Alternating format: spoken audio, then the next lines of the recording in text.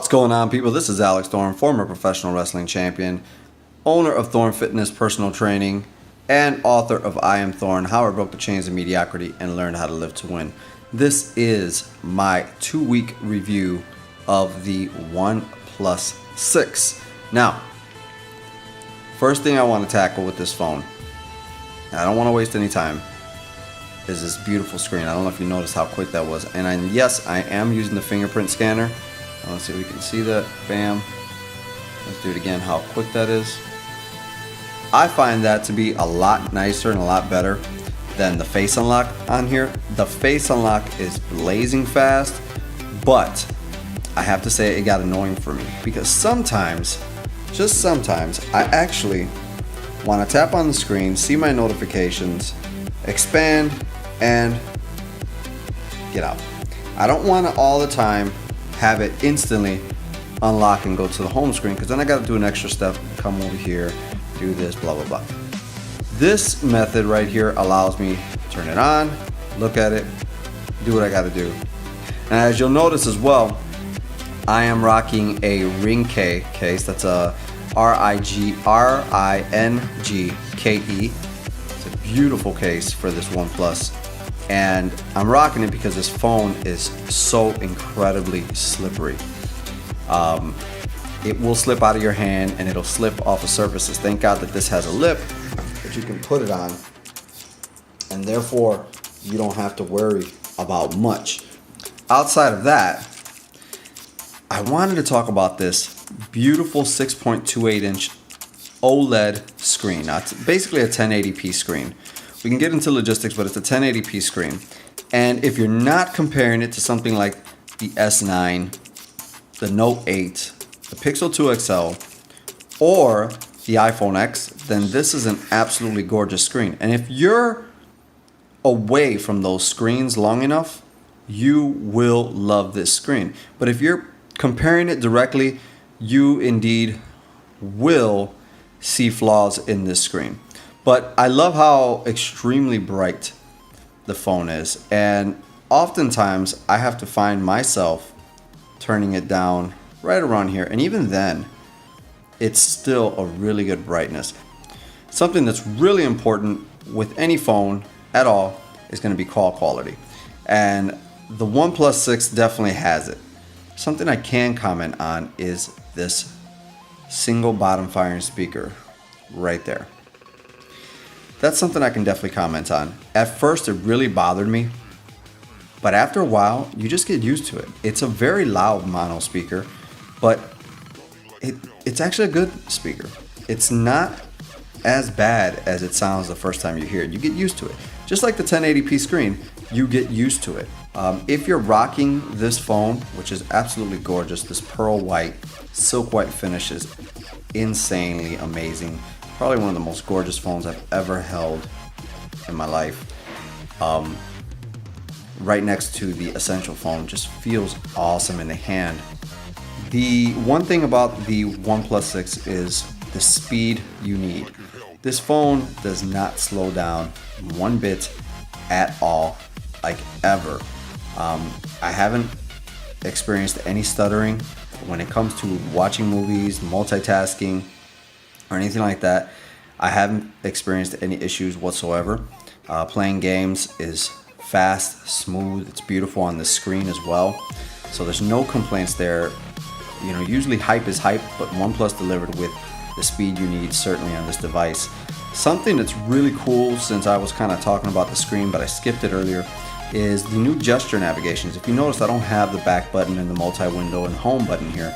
I'm using OnePlus's gesture navigations. I guess this is going to either stay with them through Android P or stay with them till Android P, and then they're going to switch to the native navigation of Android, of what's coming. But I really do like it. To me, getting this full beautiful screen without any of those obtrusive buttons at the bottom really made a difference. You would think that they would go here, but in actuality they go right over this, and then they bump that up, and then they bump that up. So it looks like you're getting less of a screen, but this way you get everything you want, everything you need. I haven't had really any issues with it at all. Everything is really smooth, where you Swipe up and hold for multitasking.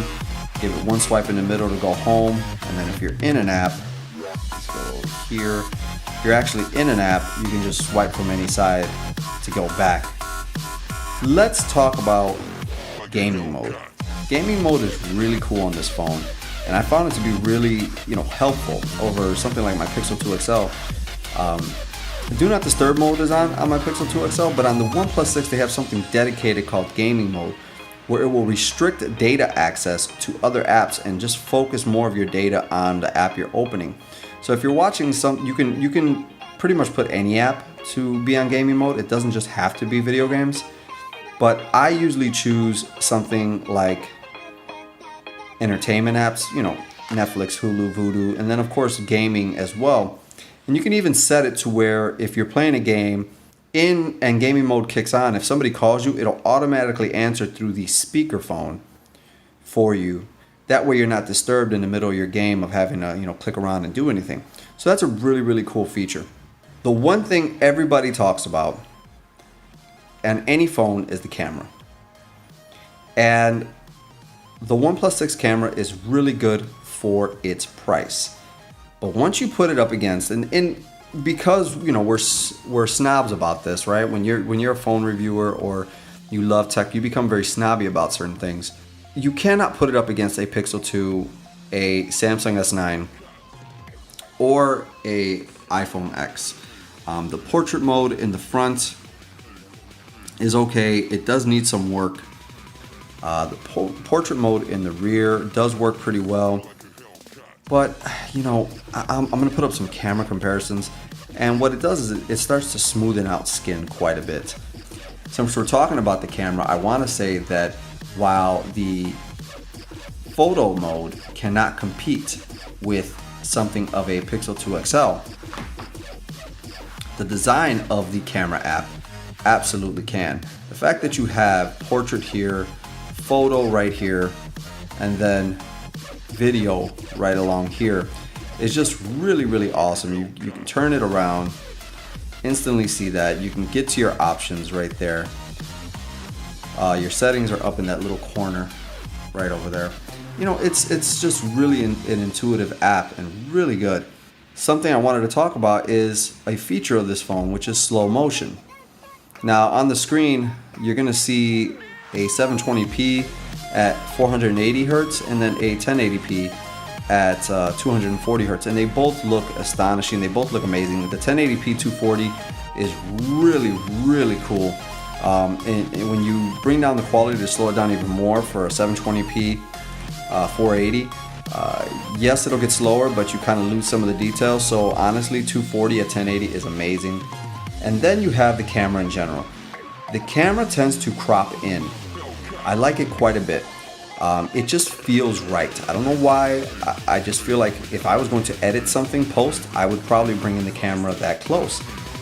And I like it. I don't think it's looking up your nose, as other people have said. I actually dig it quite a bit.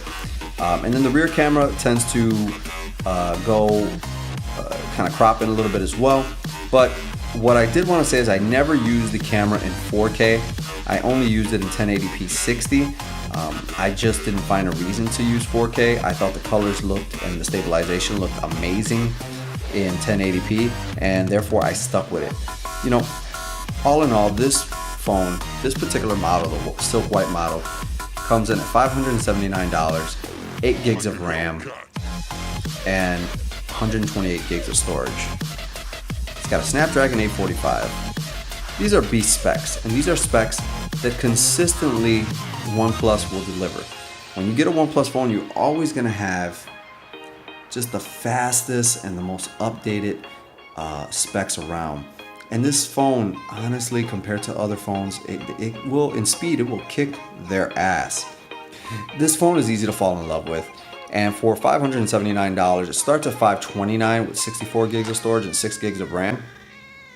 For the mirror black version, goes up to $579 for 8 gigs and 128 gigs of RAM. And then, of course, 256 gigs, 8 gigs of RAM.